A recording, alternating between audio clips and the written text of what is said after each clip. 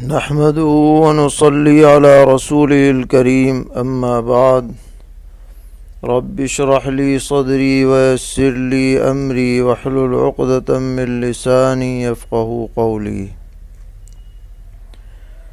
دینی رہنمائی کی مجلس نمبر 112 میں سبھی سامعین کی خدمت میں السلام علیکم ورحمۃ اللہ وبرکاتہ عرض ہے۔ پوچھتے ہیں کہ ایک بڑے خطیب سے سنا ہے کہ 4 طرح کے لوگ جنت میں کبھی داخل نہیں ہوں گے: سود خور، شرابی، یتیم کا ناحق مال کھانے والا، ماں باپ کا نافرمان۔ تو کیا یہ حدیث شریف ثابت ہے؟ یہ سب گناہ کبیرہ ہیں اور بلا شبہ یہ بدعملی کرنے والے جہنم کے مستحق ہیں، لیکن اگر ان کے پاس ایمان ہے تو یہ اپنی سزا بھگتنے کے بعد ایمان کی بدولت کبھی نہ کبھی جنت میں داخل کیے جائیں گے۔ یہ اللہ تعالیٰ اپنے فضل و کرم سے انہیں معاف فرما دے تو اس کو اختیار ہے، لیکن ایسا نہیں ہے کہ ہمیشہ یہ جہنم ہی میں رہیں، کبھی نہ نکلیں، ایسی بات نہیں ہے۔ سوال کرتے ہیں کہ آج کل ایک خاص قسم کے بھیگے ہوئے ٹیشو پیپر آتے ہیں اور ان سے بدن کے خون پیپ وغیرہ کو صاف کیا جاتا ہے، تو کیا اس سے طہارت حاصل ہو جائے گی؟ جی ہاں، اگر اچھی طرح نجاست کا ازالہ ہو جائے تو اس سے بھی طہارت حاصل ہو سکتی ہے۔ پوچھتے ہیں اگر کسی کو خون یا پیپ نکلا اور اس نے روئی یا اسپتال میں پائی جانے والی جالی دار پٹی باندھ لی جس سے خون اس میں جذب ہو گیا اور زخم کے اطراف میں کہیں خون نظر نہیں آ رہا، تو سوال یہ ہے کہ خون کا اس روئی یا پٹی میں جذب ہو جانے سے اس حصے کی پاکی کے لیے کافی ہے یا اس کو دھونا ضروری ہے؟ تو جو خون زخم سے نکل کر سیدھا پٹی میں چلا گیا یا روئی میں چلا گیا، ادھر ادھر نہیں پھیلا ہے، تو ادھر ادھر کے حصے کو ناپاک نہیں کہا جائے گا۔ ناپاک وہی حصہ ہوگا جہاں نجاست کا اثر ظاہر ہو۔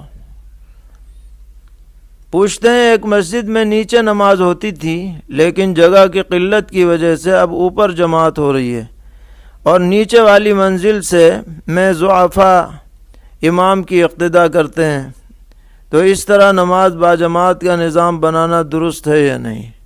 جی ہاں، کوئی حرج نہیں ہے، بس نیچے والے لوگ امام کے آگے نہیں ہونے چاہیے۔ ایسی سب بنائی جائے کہ امام کے آگے ہونا لازم نہ آئے۔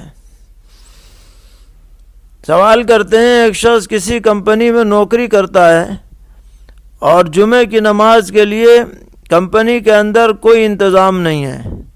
اب اگر وہ مسجد میں جاتا ہے تو اس کی نوکری خطرے میں آتی ہے، تو وہ کیا کرے؟ اس کمپنی میں چند ہی مسلمان ملازمین ہیں۔ جواباً عرض ہے کہ اگر یہ کمپنی آبادی کے اندر واقع ہے تو وہاں کام کرنے والے مسلمانوں کے لیے جمعے کی نماز ادا کرنا فرض ہے۔ یا تو وہ جمعے کی نماز ادا کریں، نہیں تو اس ملازمت کو چھوڑ کر ایسی جگہ ملازمت کریں جہاں جمعہ فوت نہ ہو۔ ہاں، اتفاقاً کسی عذر کی وجہ سے کبھی جمعہ چھٹ جائے تو اس کی بجائے ظہر پڑھ سکتے ہیں، لیکن مستقلاً یہ معمول نہ بنائیں۔ سوال ہے کہ ہم ایک نئی مسجد بنانا چاہتے ہیں اور ہمارا مشورہ یہ ہے کہ گراؤنڈ فلور پر کرائے کے لیے ایک بڑا ہال بنا دیں تاکہ اس سے آمدنی اور امام مؤذن کی تنخواہ پوری ہو سکے، اور فرسٹ فلور پر مسجد شرعی بنائیں، تو کیا شرعاً ایسا کرنا جائز ہے؟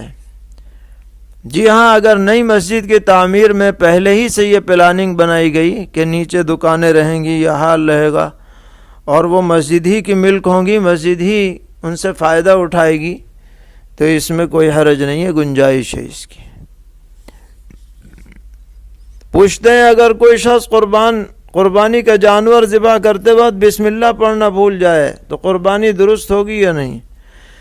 مسلمان شخص اگر بھولے سے بسم اللہ نہ پڑھے تو اس سے جانور حرام نہیں ہوتا بلکہ حلال رہتا ہے، لیکن اہتمام کے ساتھ بسم اللہ پڑھنے کی فکر ہونی چاہیے۔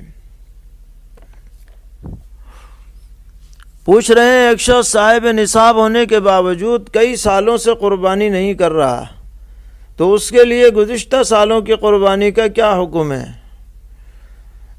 ہر سال کی طرف سے ایک قربانی کی قیمت اسے صدقہ کرنی پڑے گی، جتنے سال اس نے قربانی نہیں کی واجب ہونے کے باوجود۔ سوال کرتے ہیں غریب آدمی نے قربانی کی نیت سے جانور خریدا تھا، لیکن قربانی سے کچھ پہلے اس جانور نے ایک بچے کو جنم دیا، تو ایسی صورت میں اس بچے کی بھی قربانی واجب ہوگی یا نہیں؟ جی ہاں، اس بچے کی بھی قربانی ضروری ہے، کیونکہ جب غریب آدمی جانور خرید لیتا ہے تو اس کے لیے متعین ہو جاتا ہے۔ پوچھ رہے ہیں کہ قربانی کے ایام میں زید بطور کاروبار جانور خرید کر لاتا ہے، پھر اس کی ایک قیمت متعین کر کے فی حصہ قیمت کا اعلان کرتا ہے۔ مثلا 10,000 میں خریدا ہوا جانور 13,000 میں حصوں میں فروخت کرتا ہے۔ اب کچھ لوگ محض اعلان پر بھروسہ کر کے اس کے جانور میں اپنا حصہ متعین کرنے کو کہہ دیتے ہیں، بعض پوری رقم بھی ادا کر دیتے ہیں، کچھ لوگ بعد میں ادا کرتے ہیں، تو اس طرح کا کاروبار درست ہے یا نہیں؟ جی ہاں، اگر سب کو معلوم ہو اور یہ خود اپنے لیے خریدے، اسے قربانی کے لیے متعین نہ کرے خریدتے وقت، بلکہ صرف خریداری کرے اس نیت سے کہ میں اس کے حصے کو بیچ دوں گا، تو اس طرح نفع اٹھانے میں شرعاً کوئی حرج نہیں ہے۔ پوچھ رہے ہیں کہ قربانی کا گوشت بنانے والے قصاب کو بطور اجرت قربانی کا گوشت دینا کیسا ہے؟ اجرت کے طور پر نہیں دیا جائے، ویسے ہی دے دیا جائے۔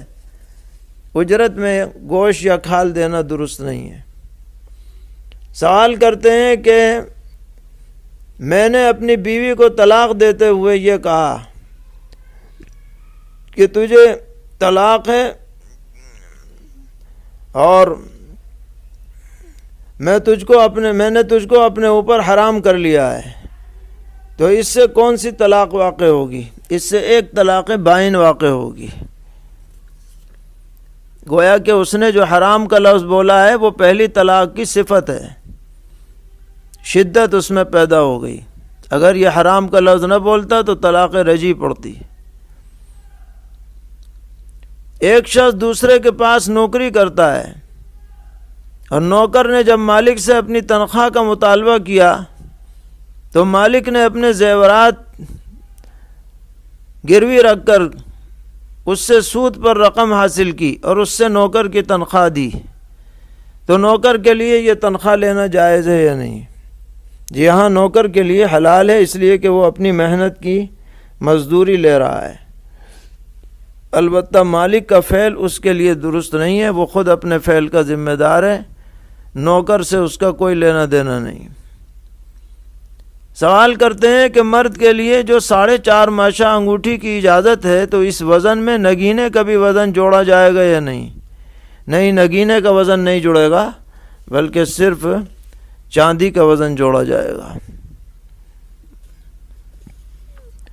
سوال کرتے ہیں کہ میں نے اپنے دادا کے انتقال پر ان کے ذخیرہ کتب سے کچھ کتابیں لے لی ہیں، تو یہ کیا میرے لیے شرعی طور پر درست ہے؟ اگر دیگر وارثین کی طرف سے اجازت ہو تو اس میں کوئی حرج کی بات نہیں ہے۔ سب وارثین بالغ ہونے چاہیے، اپنی مرضی سے آپ کو اجازت دے دیں، وہ مالک ہیں، ان کی اجازت معتبر ہے، آپ ان کی اجازت سے لے سکتے ہیں۔ اللہ تعالی ہم سب کو دین پر استقامت عطا فرمائے، ہر طرح کے شرور اور فتن سے محفوظ فرمائے، دارین کی عافیت سے نوازے۔ وصلی اللہ تعالی علی خیر خلقہ محمد وآلہ وصحبہ اجمعین برحمتک یا ارحم الراحمین۔